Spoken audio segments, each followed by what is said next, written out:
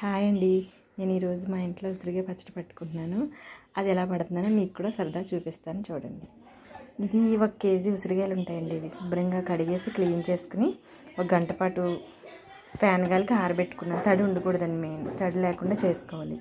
ఈ ఆరిన తర్వాత ఆయిల్ కొంచెం తీసుకుని, వేరుశనగ ఆయిల్ అందులో ఫ్రై చేసుకోవాలి. బ్రౌనిష్ కలర్ వచ్చేలాగా, ఇలా లైట్ బ్రౌనిష్ వస్తే సరిపోతుంది. లైట్గా గోల్డెన్ కలర్ వచ్చే వరకు వేపుకుని ఇవి పూర్తిగా చల్లారాలండి. వేడి మీద కలపకూడదు. నెక్స్ట్ వచ్చి మనం ఈలోగా చింతపండు ఏం చేయాలి, చింతపండు కూడా 100 గ్రాములు వాటర్లో నానబెట్టేసి గుజ్జు తీసుకుని, ఇదిగో మనం పులిహారకి చేసుకుంటాం కదండి, అలా చక్కగా ఉడకబెట్టుకోవాలి. కొద్దిగా ఆయిల్ వేసుకుని, అడిగంటని ఇవ్వకూడదండి. అడిగంటితే మాడితే మన టేస్ట్ పోద్ది. చక్కగా ఇలా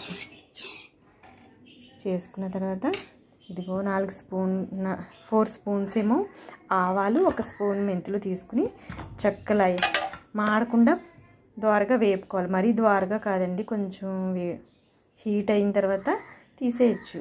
బాగా వేపకూడదు, వేపితే చేదు వచ్చేస్తుంది. కొంచెం లైట్గా వేపి పొడి చేసేసుకోవాలి. వెల్లుల్లిపాయలు ఏమో కొన్నేమో ఇలా వేసుకుంటున్నాను. అందులో సగం తీసుకుని కొన్ని ఇలా మిక్స్ పట్టుకున్నాను. ఇలా మిక్స్ పడితే చక్కగా పచ్చడి అంతా ఫ్లేవర్ అంతా, వెల్లుల్లిపాయ ఫ్లేవర్ అంతా వస్తుంది. వెల్లుల్లిపాయ ఎక్కువ వాడడం వల్ల కూడా మంచిదేనండి. తర్వాత నెక్స్ట్ వచ్చి ఉప్పు అండి. ఉప్పు, కారం ఏమో ఇది 3 మ్యాంగోస్ కారం. ఇప్పుడు అందరూ ఇదే వాడుతున్నారు కదండి పచ్చడిలోకి, అందుకని ఇదే తీసుకున్నానండి నేను. కారం మిరియాలు ఏమి ఆడించలేదు, ఈ ప్యాకెట్ తెప్పించేసుకున్నాను. వేరుశనగ నూనె, ఉప్పు, వెల్లుల్లిపాయలు, ఇదేమో ఆవాలు, మెంతులు పొడి. 4 స్పూన్ల ఆవాలు, 1 స్పూన్ మెంతులు లైట్గా వేపి పొడి చేసేసుకోవాలి. మాడనివ్వకూడదండి, మాడితే చేదు వచ్చేస్తుంది. నెక్స్ట్ వచ్చి ఇలా చింతపండు గుజ్జు 100 గ్రాములు తీసుకుని చక్కగా ఉడకబెట్టాలండి. మనం పులిహారకి ఎలా అయితే చేసుకుంటామో అలా చేసుకోవాలి, చల్లారనివ్వాలి. నెక్స్ట్ ఇప్పుడు వీటిని మనం ఏదైనా బౌల్ తీసుకుని దాంట్లో కొలుచుకోవాలండి. ఎన్ని వచ్చినాయో చూసుకోవాలి. దాన్ని బట్టి మనం కారం, ఉప్పు ఎంత పడతాయో తెలుస్తుంది మనకి. ఎందుకండి నేనైతే ఇది తీసుకున్నానండి. మా ఇంట్లో స్టీల్ది లోటలా ఉంది, అది తీసుకుని చక్కగా ఇలా వేసుకుని ఎన్ని అవుతాయో చూద్దాం. 1 2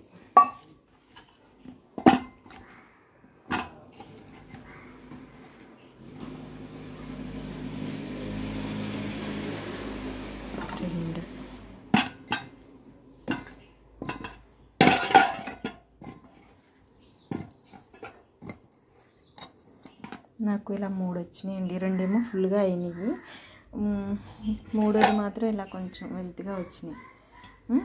దీంతో 3 అయినాయండి. ఓకేనా? ఇప్పుడు మనం ఏం చేయాలంటే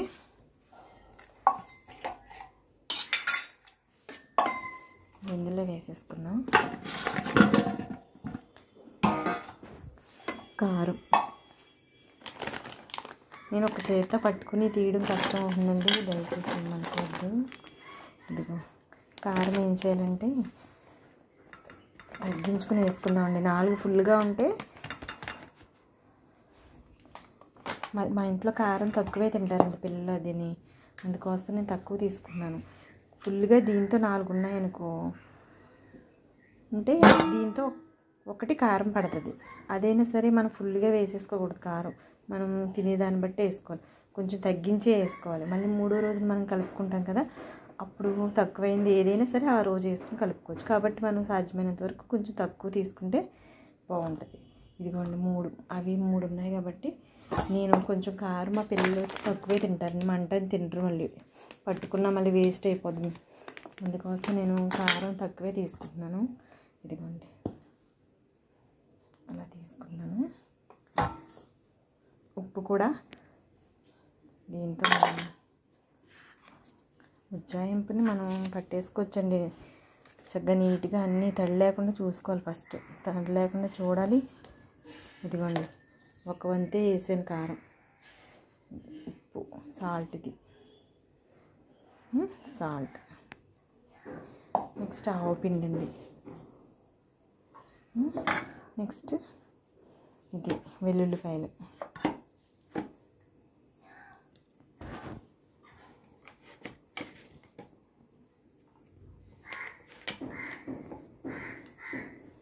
చింతపండు గుజ్జు కూడా వేసేసుకుని మనం కలిపేసుకోవాలి.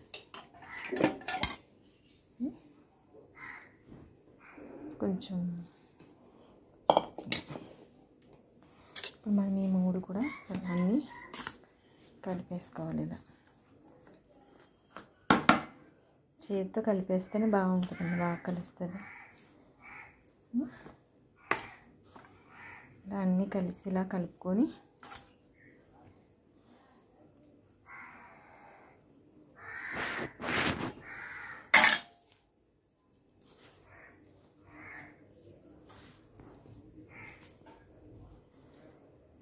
ఇలా వెల్లుల్లిపాయలు కూడా వేసేసుకోవాలి.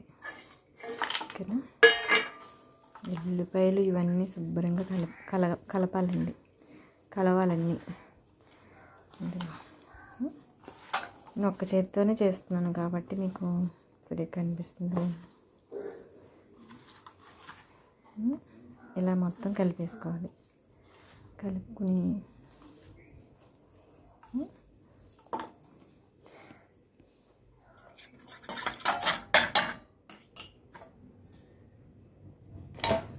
దీంట్లో ఈ కాయలు వేసేద్దామండి. ఇలా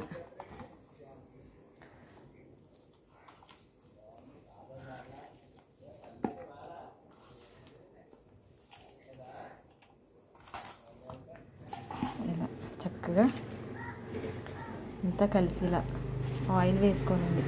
మరి టైట్గా ఉంది కదా, కొంచెం మనం కాసిన ఈ వేపుకున్న ఆయిల్ ఉంది కదండి, ఇది చల్లారిపోయింది. చక్కగా ఇది వేసుకుని కలిపేసుకోవడమే.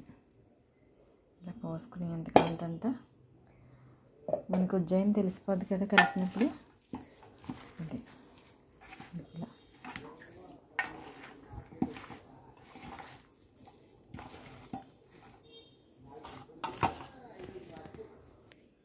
ఇదిగోండి, ఇలా మొత్తం చక్కగా అన్నీ పట్టీలాగా అన్ని కాయలకి పట్టీలాగా కారం చక్కగా ఇలా కలిపేసుకోవాలి. ఆయిల్ అది వేసుకుని ఇదిగోండి అనిపిస్తుంది. ఇదిగోండి చక్కగా ఇలా కలిపేసుకుని మనం డబ్బాలోకి తీసేసుకోవాలి. 3వ రోజున మళ్ళీ తీసుకుని మనకి ఏది తక్కువైనా 3వ రోజున కలుపుకోవచ్చు. ఆయిల్ కానీ ఉప్పు కారం వేసుకుని మళ్ళీ సరిపోతే మళ్ళీ కలిపేసుకుని శుభ్రంగా మళ్ళీ జాడీలోకి తీసేసుకోవడమే. ఇదిగోండి ఇలా కలిపిన తర్వాత ఇదిగోండి ఈ డబ్బా క్లీన్ చేసి చక్కగా ఎండలో పెట్టాను కాసేపు. ఈ పచ్చడిని మనం ఇంట్లోకి తీసేసుకుందాం.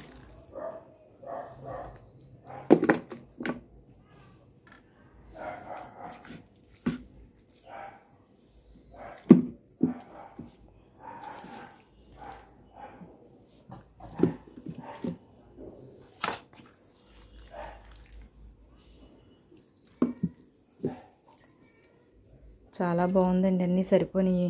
ఉప్పు కారం ఆవపిండి చింతపండు అన్నీ సరిపోయినాయి, చక్కగా ఉంది. టేస్ట్ అయితే చాలా బాగుంది. ఇది కొంచెం టైం పడుద్ది తినాలంటే.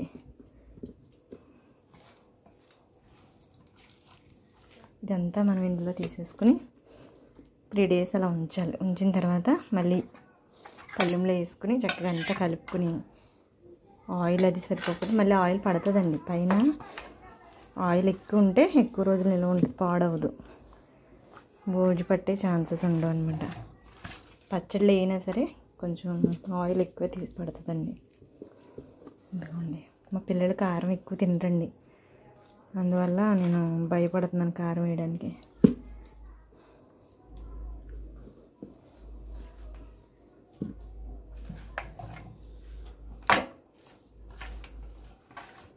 ఒక చేతితో తీయడం వల్ల నాకు ఇబ్బందిగా ఉందండి.